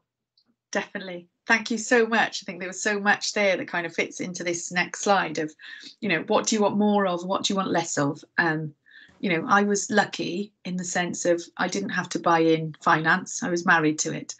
So I would say to my husband, oh, just do all that. He would do the payroll. He would do the HMRC logins and, the finance part of things. And he'd say, well, let me show you how to do it. And I'd be like, you know what? I don't want that in my life. It doesn't bring me joy. I'll quite happily pay you, or there's other ways that, I'll take the kids out for a couple of hours if you could just sit down and do that part for me, because teaching me a spreadsheet is a waste of time. It's going to go in, but it'll go straight back out. and just to be honest with what do you want more of in your life, I wanted creativity. I wanted to focus on the things that bring me joy. I loved the online stuff. And I think what happened for me is that I almost went full circle, and I was running this business. So within a year, I had loads of different projects coming in. So I was bringing in people to deliver those projects, to run the social media campaigns for us, to deliver the training. And then when I had my second child, I came full circle back to the beginning and thought, I went into this because I wanted to do the bit I love, which isn't managing staff or payroll or, those things that don't bring me joy and I sit there till 9 o'clock at night trying to sort out. I wanted to be with people and talking to people exactly like I am now, and delivering that training and inspiring other people. So I just went really simple and thought, I don't want to bring in all those big projects anymore, because I don't want to be doing that. I just want to be doing the delivery part, and that's what brings me joy. So and I think want if to you, sorry Sarah to interrupt you, but I think if you look at the comments, Shumana and Lottie are on the same wavelength on that as well. So Shumana said, I like the importance of a bookkeeper too, and Lottie says, me too, I'd be lost without my bookkeeper. So. It's exactly that, isn't it? Knowing, what is it that we want? We're all here, people are running businesses because they want to be getting most out of the joy, out of the skills that they've got, out of what, what gets you up every morning, what fires you up, and what skills do you want to learn? Exactly like you were saying, ladies, about, you learned those skills to create the logo that you wanted, and then you learned that language of that technology. But then I just want to move on to the things that we want less of. For me, I didn't like the overwhelm of, trying to do payroll. I didn't want a 9 to 5. Email is my nemesis. I quite happily have things that some people look a bit shocked at in place. But, my email says, I'm not on this all the time. My job isn't email. Please pick up the phone. Or when I take annual leave, I don't want to ruin my holiday when I come back by spending 2 days logging through email. So I just have an out of office that says any emails that are coming during this time will be deleted. Please come back to me in the new year or when I return in 2 weeks' time. I don't want to kind of upset my life. And some people say, how could you do that? You might miss out on a client. And I just think, well, that's the way life is. I have to do what works for me. And if it doesn't work for me, then, then really I don't want to do that. So, everyone has said that their nemesis is the accounts and they love having their accounts people. Is there anything else that you think is something that that is helpful to bring in for you that you might think would be helpful to others? I think Lottie has her hand up. So Lottie, did you want to? Yeah, no, I just wanted to jump in because it's something that I've only sort of started to realise over the last couple of months since getting a business partner. When I first started, so for the first couple of years, I found it really, really kind of almost, painful to pay somebody else to do something that I thought I could just learn or I could just do it. And I was like, I'll just learn about the website and I'll do it. I'll learn about accounts and I'll try and do it. And I was just spreading myself so thinly. And because I was, learning little bits about each element, I wasn't growing, I wasn't scaling at all. But I just, because you don't have a lot of money when you start out, it's really, really scary to be like, oh, I'll just pay someone to do that. I'll pay someone to do this. And it's only now that we've had a little bit of investment and we can start to pay a bookkeeper or have somebody professional to do our website or to look after the diary and things like that I've realized actually the money you spend on bringing those people in, you make that back because you've got more time to focus on bringing bookings in and what you needed to do. And that's how the business grows and scales. But it's really scary at first when you just see how much money needs to go out. So I just wanted to add that in because it's something that I'm still realizing, just over the last couple of months, that it is scary, but it makes sense. And if you can outsource as much as you can, it gives you your time, which is so much more valuable than trying to just do it all yourself and spreading yourself thin, because that's going to be counterproductive on your business.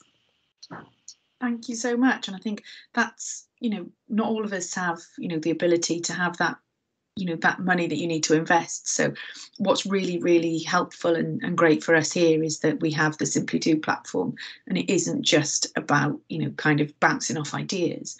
I think we can also talk to other people about kind of sharing skills. If there's something that you know how to do that you're really good at, you could swap that skill with someone else in the group who might be able to do things that help you. It isn't always about having to buy that service in. It's also about building your network and getting to know other people that you can say, actually, could you do this? And if there's something you need, I can help you with that. and that particularly, you know, for women going into business. Now that's where Lee was particularly helpful to me at Simply Do, because I had this contract, we were delivering this program, we had that program there, but I needed something that would just help me with the time to get over that extra step. And that's where Lee was really kind and said, you know, use this program that I've got, you're using it for good, you're not using it to make profit. You know, we were both similar people running social enterprises, and so we were able to utilize that tool with the people that we were working with, and kind of get it over that next step, rather than thinking, I don't know how to do this from scratch. And it is just about asking, isn't it? So I wanted to move on and ask you if, you know, if business is really for you. And we've talked a lot about some of the highs and lows, about, you know, those kind of things that can stop you. But what I want you to think about is, you know, what are your reasons for wanting to be an entrepreneur, for wanting to go into business? And, you know, what do you think the highs and lows are? It'd be helpful if people wanted to add anything into the chat. And our lovely role models, it would be really nice to hear from you about when you were setting up. Did you ask other people and other business owners that you admired about their experiences, or did you just go for it?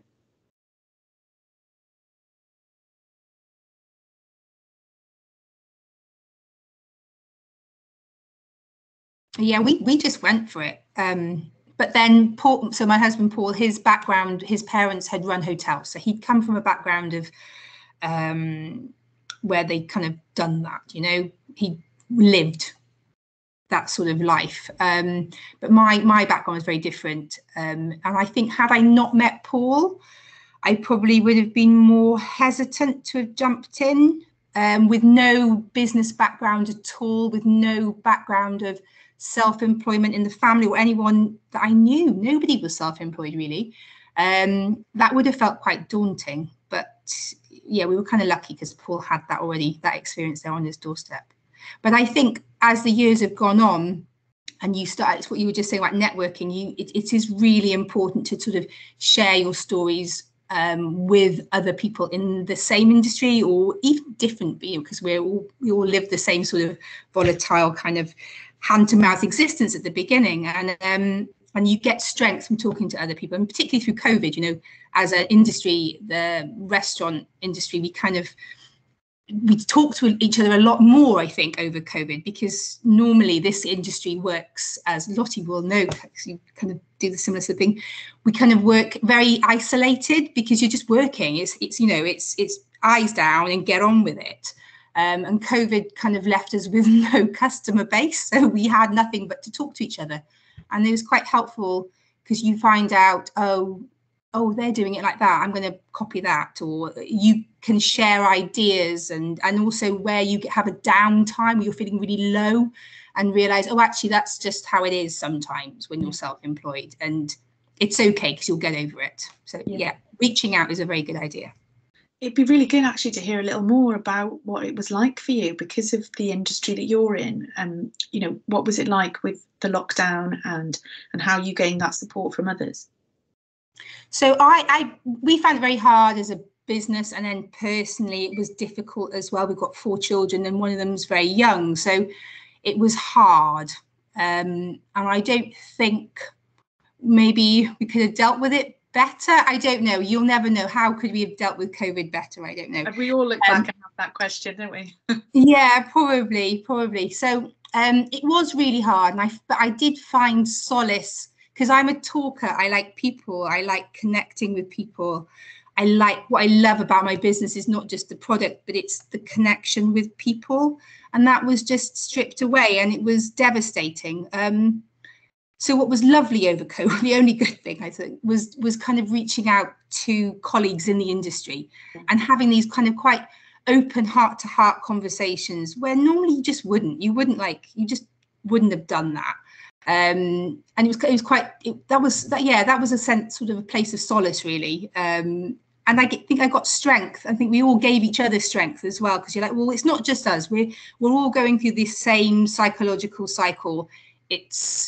I'm not alone. It was that was nice. I wouldn't want to do it again. But I think since then we've forged some quite strong friendships in the industry. Oh, that's really, really good to hear. And yeah, definitely. I know that, you know, lots of people I know have been ordering from you. And so there's always that positive, isn't there, of when you get to know and you try different things that, you know, you never know what's going to happen. And it's part of the longevity that you have in your business. I'm conscious of time because we've only got half an hour left. So I wanted to move on and tell you about kind of one of the highs for me when I was running my business. And, you know, it was really hard in those early days and thinking, you know, am I doing the right thing? You know, it felt lonely. I was still kind of trying, you know, juggling being a mum. And there was one woman in particular that I would have gone through all of again just for her. And this lady is Christine, and it was the first course that I was delivering. I was working with a housing association, and they had said, yeah, you know, we love what you're doing. We love that you wanted to, you know, bring other women back into the workplace to help them find what made them feel good. And so we ran this course, and there were 5 people on it. And I would have gone through every bit of that whole process just to help this one person, Christine. Because she came onto this course, and at the start she said, you know what, I'm just a mum. All I've been doing for the last 10 years is bringing up my kids. I don't know what to do to go back to work because I don't have a CV. I don't know what, you know, what I could do, what skills I've even got. I don't even know how I'd, you know, where we were, I don't even know how I'd even get a job in, you know, working in Iceland over the road. And then as we had a conversation, Christine all of a sudden started to come out with this story.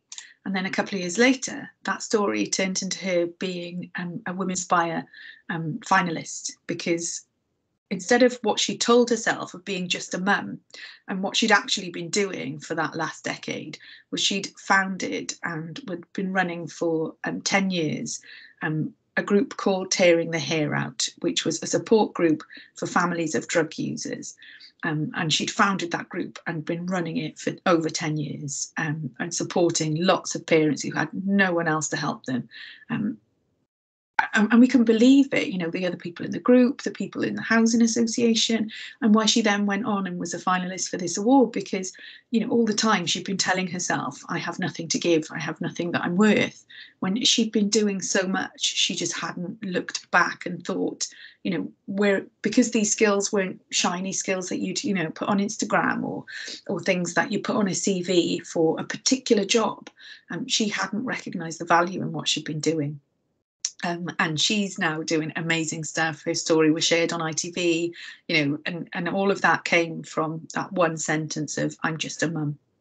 And that for me is the high point of why I love the work that I do. I love working with people and kind of supporting their voice and helping them to become inspired to be the best that they can be. And I think that you need these highs, and you need to make a note of them, because they're the people that you do it all over again for. So I wanted to share something that I do partly for myself, and you know, because we all need these pick-me-ups now and again, but it's something that's really helpful to do with people who are going through this process of wanting to get into business. Start to think about, you know, what are your values as a person, and what are some things that are really great for you, and it's all about just giving yourself a high five. So I want you to just, you know, take that pen and paper, draw around your hand, and then around those, you know, fingers and thumbs, those points, write 5 things about yourself that make you feel good. 5 things that you have achieved. It can be really, really simple things, but 5 things that you think, you know what, I'm going to pat myself on the back because that's something that I'm really, really proud of. And I'll give you just a minute to do that. And whilst you do it, I will share with you where this came from. Don't know whether you can see this, but I'll send a link to it in the chat. But it came from this book called The Positive Planner. And these planners, they came from a business designed by 2 women who were new mums, and they both had mental health struggles. And they started to make notes, and they were creative, and they thought, you know what, we're going to turn what we're doing to help ourselves personally into something to help others. And so they were doodling, they were writing positive diaries, because they were both involved in psychology. And they found that those little doodles and those little tasks like this one that I've asked you to do, can really help people to remember the positive in themselves and to rebuild some of that that mental health that brings our confidence down. And they've now got an international business. You know, they're selling these planners all across the world. They're based out of Bath, and you know, their business has been a huge success over something that they did for themselves that they wanted to share with other people. So I done this task myself when I did this workshop with some people last year. And these were a few things that I said that I would have patted myself on the back about. I overcame maternity discrimination. I've run 2 half marathons. I'm raising 2 lovely children. I lead lots of successful campaigns, and I help other women to find their passion. And what I worked out when I wrote these things down is that they're not just, you know, little things that I've done that make me feel good. They really fit my values of who I am as an individual. And I think that's something that all of us have to kind of think about, you know, what are your values? Because they will come out in the work that you do, in the businesses that you set up. So it'd be really interesting if maybe 1 or 2 of you wanted to share some of the things that you've put down that you would kind of pat yourself on the back with about.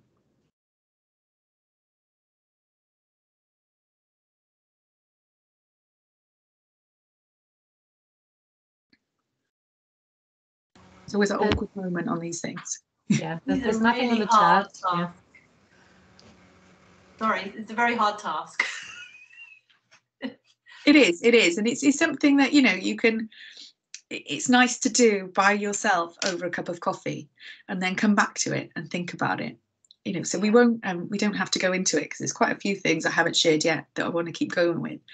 But I'll send you a link to this as well, because they're really kind in that they offer some of these tools out, and this is one that they share for free. So I can give you a kind of little guide into doing this on your own at a different time, because it's really nice to think, you know, what are these things that I've been good at, and how do they fit with my values as a person, and how can I turn those strengths into something that will help me get my business off the ground. I think one of the things you've put there, saying raising 2 lovely children, I think that as a mother, sometimes you kind of feel shy about saying how much it's taken to raise children. And I think I would put that, now you mentioned, I think, well, yes, I'll say I've raised 4 lovely children. They're not children now, they're 31, 32, but we got there. And you don't sort of celebrate that out, one doesn't celebrate that outwardly, as I feel, or I don't, as much as perhaps I deserve to, if you know what I mean. Definitely. And the things that you learn in raising children are huge, but they never have an external value in the world, apparently. I don't, you know, this is the way I view it. And then I sometimes have to review how I view it and think, no, just quietly estimate what this has taught you. Patience, tolerance, empathy, endurance, you know, all those things, which are, I feel, perhaps undervalued. Definitely. And massively transferable. Yes. But also they don't finish, actually, because Tania's got 4 children, I've got 3, and they tap you back onto the path all continually. Back, Mum, you can't do this, you can't do that, how about this? So it's not, it doesn't stop when they're 18, it's continuous, happening all the time, about whether it's inputting ideas or trying to keep you fresh, trying to keep you innovative, trying to keep you sharp, you're thinking sharp. They don't half sharpen you up, that's what I think anyway, and keep you up to date. And Spike Milligan once said, when asked, how are you? He said, well, my children are talking to me. And I often feel about that. That's what I think, things are okay. They're talking to me. That's fine. And if one isn't, then the world can drop out, because you just think, how am I going to help, or what can I do? So at the background to us as business women and entrepreneurs, we have other stuff going on, and that has informed what we do. And I think to bring it to the front again is really important sometimes. And there's that whole myth, isn't there? The conversation about having it all. And you'll see people on social media, on Instagram, looking perfect, and you know their kids are well presented, and they look like they're a Zen woman. When we all know the reality behind that is that it takes a hell of a lot to get there and run a business on top. And so that's why I do those harsh things, like say, you know, I won't reply to any emails that come when I'm out of work, because I just need to have those separate boxes to make sure that I can be the best that I can be. And that isn't always going to be the best. You know, my family have loved it that my voice was gone over the weekend because I couldn't nag anyone. But it helped me to realise that, you know, why am I constantly asking over and over? If it doesn't happen, I just have to say once, and then, you know, you've got to move on. And bringing that to kind of business is, you know, there's all these different skills that we've learned, and are we valuing them ourselves? They might not be valued externally. You know, unpaid care we know isn't valued. It's one of the things that Chwarae Teg do a lot of work on. But we can value it ourselves, and we can value that time.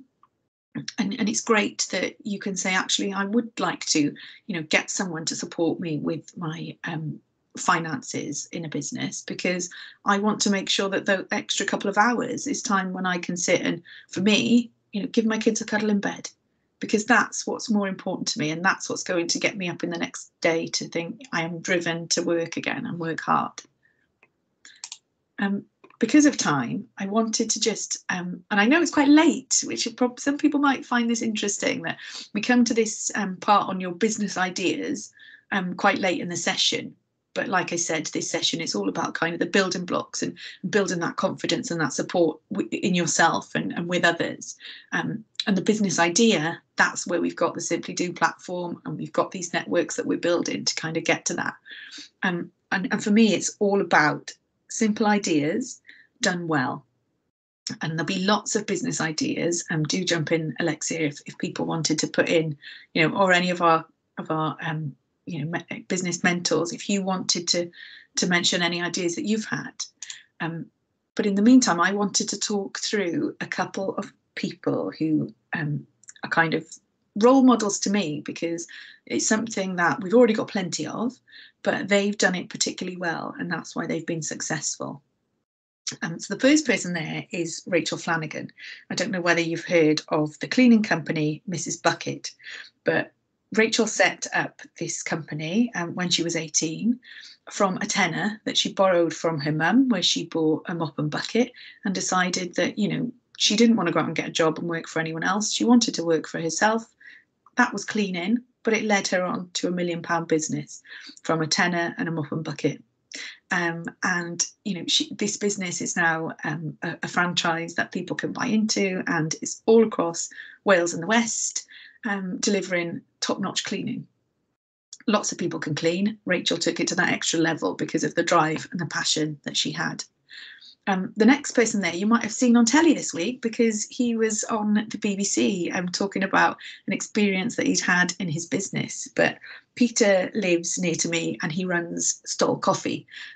Originally, his coffee was a tiny little coffee hut next to the train station, where people would buy their coffee on their way to work or on their way home. And he had a thriving little business which disappeared overnight in lockdown. At the same time, his partner just had a baby, and he was like, you know, I'm the breadwinner, I need to make sure that we can live, but my business has absolutely disappeared because nobody was getting a train to work. And Peter's really, you know, he loves conversation, he loves community. And so he said, you know, the reason I set up my business is because of coffee and conversation. And that's his core value. And so what he did was he kind of fixed up his bike, turned it into something where he would sell coffee nearby where people were. So he would go to the park, he would go to, you know, outside the school gate, he would go to the seafront at sunrise, because lots of people started going there. And that turned into, now there's average 100 to 200 people on Penarth seafront to watch the sunrise and then have a cup of coffee from Peter. That was a community that he started with this idea of continuing to want to have coffee and conversation. And the third person there is my hairdresser, Nuala. Nuala's based in Bristol. You know, she runs a hair salon. There's endless hair salons. How does she stand out and do that thing that's different? Because she focuses on curly hair. And she has, turned this from being, yet another salon on a high street to something where people fly over from all over Europe to go to her salon, because she does the most amazing transformations where she gets people to kind of have their hair go from being a frizz like mine is to being fully curly using the system that she set up and that she trains her staff in. So these are things that, quite often people will put you off of saying, we've got plenty of hairdressers, we've got plenty of coffee shops, and there's always plenty of something. But if you are someone that has the drive and, the passion to do the thing the way you want to do it and do it really well, then this is just a bit of inspiration about how to do that. Working from home, I've just had someone knock the door. So if anyone wants to add into that, well, I just check who that is, and I'll be back in just one sec.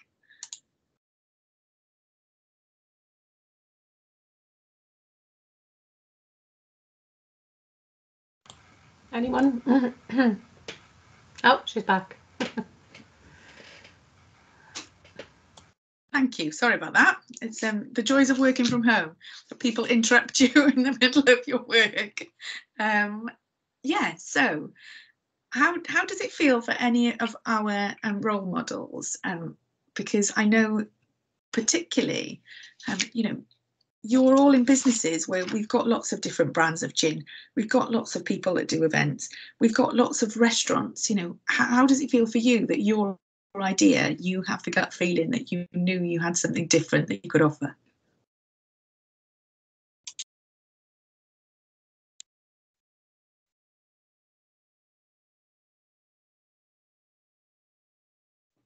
I think for us, it's the fact that we feel very passionately about women and their stories, and felt that the first gin we made, we immediately wanted to call the gin Morwen, because it's about a sea goddess, about strength, about power.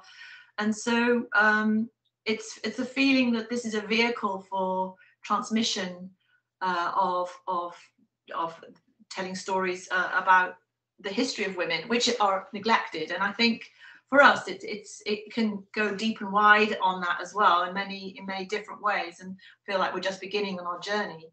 But that's because that's where we were following our particular passion, the thing that we've always talked about between us. And as sea lovers ourselves, we've never had role models where women were spoken about, and those stories of women in the sea, very few. And now there are more, because there's more worldwide connection with stories of women in the sea, and I feel that that's part of our shared passion. It's amazing, and I think it's another excuse why I'll be drinking your gin. But it's exactly that, isn't it? I've got small children, and I want them to see role models of people in Wales, and you don't see those stories of women so much, and so it is something that's really specific, isn't it? I'll just give a minute, see if anyone else wants to come. I was just going to say, I think we've always tried to find. There's always another angle, isn't there? So it's like the three people you've just highlighted there. Within those industries, there's always another angle. There's always it's finding what's missing for you as a consumer. So if you can't see it for you, then you can fill that gap. So, we just before lockdown, we opened a new bar in Cardiff, and it was a very specific. It had a very specific. It was a vermouth bar. So it's always trying to find with it what do you love? Is it not met on the market? Can you not find it out there or done in the way that you'd like it to be done? And there's always something. There's always an angle that it has to appeal to you, though. So, like Tania and Becky are talking about the stories of women. The story has to come from you. I think the angle has to come from you. And if you don't see it met on the market, then that's your gap, isn't it? Definitely. So, what's the name of your vermouth bar? Vermouth. Amazing. Amazing, thanks. Yeah, so we're into the last 10 minutes. So what I wanted to do is just come back to what we were talking about at the start, the language that can put you off in setting up a business. The great thing is that the Simply Do platform has removed all of this and made it really simple. We've got things like executive summaries and competitor analysis and marketing plans and mission statements. If you bring it back to the absolute basics, a mission statement is just literally you saying, this is why my business will stand out against others. So I don't know whether any of you wanted to share what it was like, for you in coming up with that mission statement of, what's your thing? For us, I think we set up a mission statement, and we were helped by Chwarae in the early days. And I think we sat down for a workshop and worked out a mission statement. And as Becky just mentioned to me, you go back to it. It's like the root of your decision making. Wouldn't you say? Yeah, and it's about carving out that time window early on in the business so that you can keep. You don't feel that it's valuable or any value to the business, but actually it's quite a good investment, because you do return to it every now and again, and you keep refreshing it, updating it, or just even recenting your business, kind of bring it back to the center of what you believe that you first set out to do. So it's quite a useful investment, I would say. Financial projections. The finances are crucial because you have to keep the business on track. For us, the two biggies that are there are the finances and the mission statement, I would say. The marketing plan, that's is very much can evolve, is evolving as you are flexible with your market and who pulls you and pushes you in the different ways. Executive summary, I don't know about that bit. Have we done one of those? Don't think so. And competitor analysis. I don't know whether that would put you off starting, to be honest. Yeah, it would probably put you off. Don't look, don't go there. Just Exactly. Put your boots on. But it's exactly why I put these things on there, because if you just go online, or you kind of do a bit of Googling, you'll find these templates that'll have all these statements, and they'll put you off because they're very old-fashioned. It's a male brain process of here's our little box, let's put these kind of strange sentences in and get people to fill out those boxes, and it's just a way to put people off. So what I've kind of come up with is something that's a bit more feminist, something that is the way that I think, and I think has kind of talked to other people, particularly to women, because it's doing something that reflects who we are. So I have this tool that is a kind of different way and a different perspective to building that business plan, and to make it really simple and easy and straightforward, because it could be like me that, in the olden days, it was the back of a fag packet. For people like us, it was, I had an hour and a half of my daughter's nap time and I had to get this done quickly. So I'll give you a kind of a link to a guide to get this done, but just to talk it through quickly, because it's going to be, our people who've joined us, this is going to be your homework to get this piece done for yourself. But at the centre of that flower, I want you to just write down, what is that one thing? What's your mission statement? Because you will keep coming back to it. What's the one thing that makes your idea stand out? And why you think it's going to work? What's that core for you? And that's at the centre. And then each of those petals is just a really quick start, because we want to get people off the ground. So it's starting to think about, what are those elements that will make up my business? Rather than this, linear business plan, let's think about all those different elements. What are the values that you want your business to represent? Maybe your idea is something that is because you want to end climate change. Maybe it's like me, because you want to nurture other women. Maybe it's because you think that your gin can tell stories. It's everyone's got their values that are behind it that will keep them driving into their idea and keeping their business going. then I want you to think about the team. Is it just you? And if so, what are your skills? And what are the skills that maybe you need to bring in and ask for support with? Maybe you've got other people. So, you know, if it's you and a business partner, what are your individual skills and how can you support each other to get the best out of each other? And then I also want you to think about the background. You know, what are the products that you want to sell? What are the goals that you've got? You know, I think you were saying, ladies, like, you know, you don't particularly need to do things like competitor analysis because that can put you off, but to just come at it from a different perspective of what is it that you want to sell and why, and who are the people that you're going to be selling that particular product to. Thinking about your audience.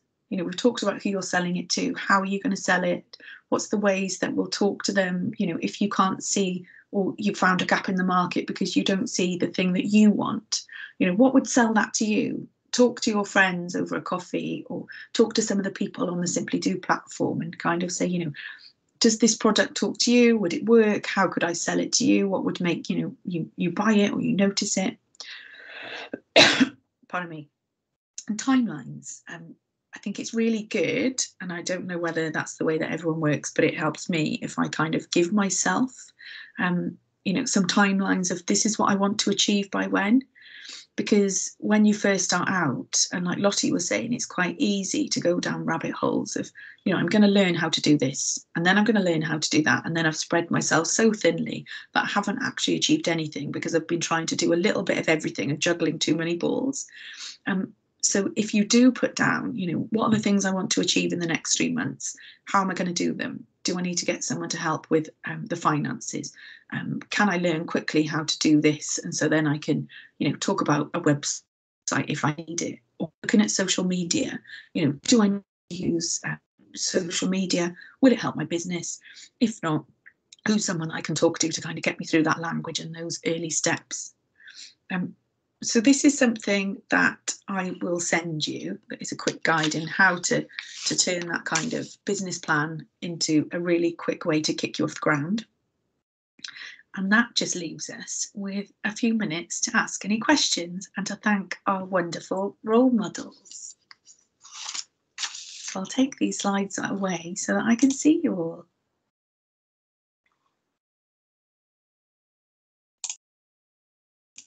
Amazing. Well, thank you so much. Is there anything that anyone would like to add or any questions?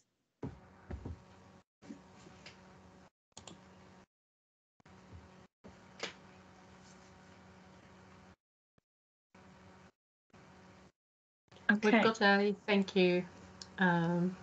Great course. We've got a couple of thank yous on the chat. If no one's got a question, can I just quickly jump in with something? So I would just, the only thing that we haven't touched on is failing, because no one goes into business to fail, but failure is part of life. And I think as a country, the UK is really poor at approaching failure. And we see it as a negative. I know it sounds, to fail feels negative, but inevitably, even a successful business will have failures in its path. Yeah, there will be whole tranches. You could have a whole year where it's gone really badly. You could have a week or a day, but at the time it feels like the end of the world. And the whole thing might come crashing around you.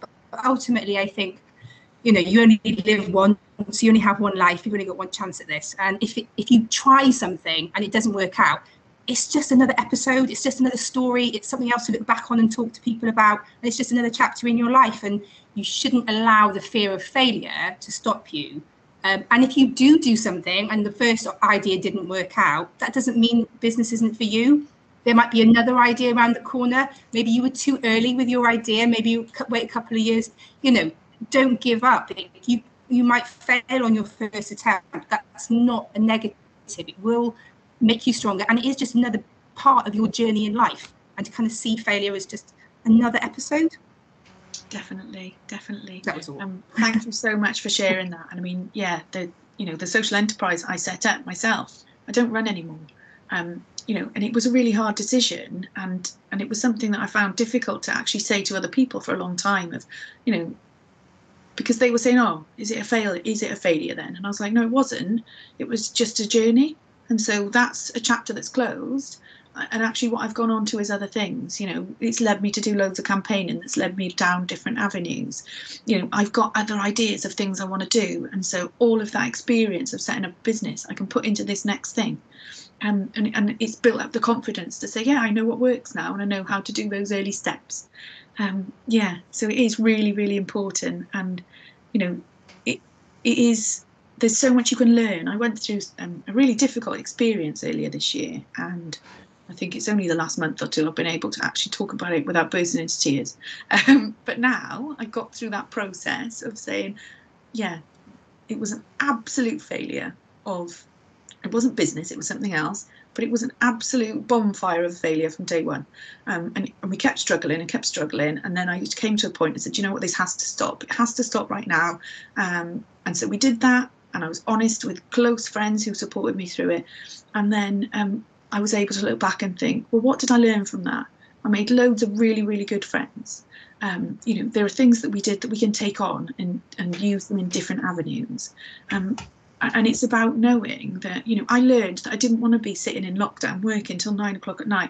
I wanted to be listening to whale music with my son, because that's what he enjoys at bedtime. You know, and it's thinking about what did you learn from that experience, and what is important to you, and what do you value. Anything else, ladies, that anyone wanted to share? Because that was really important. Thank you.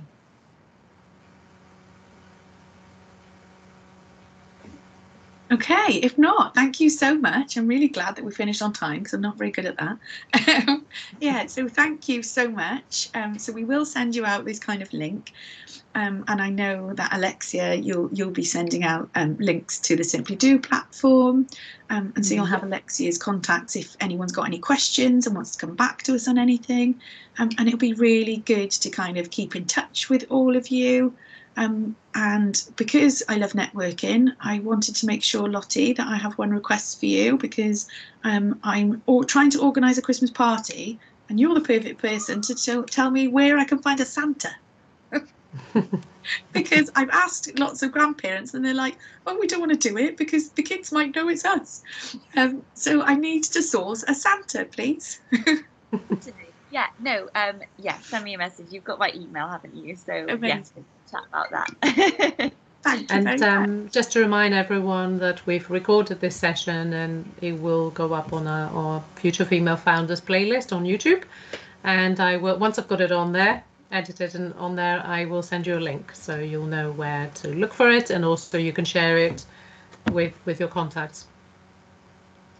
So is there anything else from anybody? No, I just want to thank Sarah for running such a super session today. I'd like to thank all our role models that have come and devoted their precious time to be here with us all today. And hopefully we'll see you all at some point in the future. Oh, and there is another session next week. So if you want to hear different role models and hear their story, feel free to sign up for that too. Okay? Brilliant. All right. Thank you all. Goodbye. Thank you. I'm going to end the event now. All right. Bye-bye. Bye. Bye.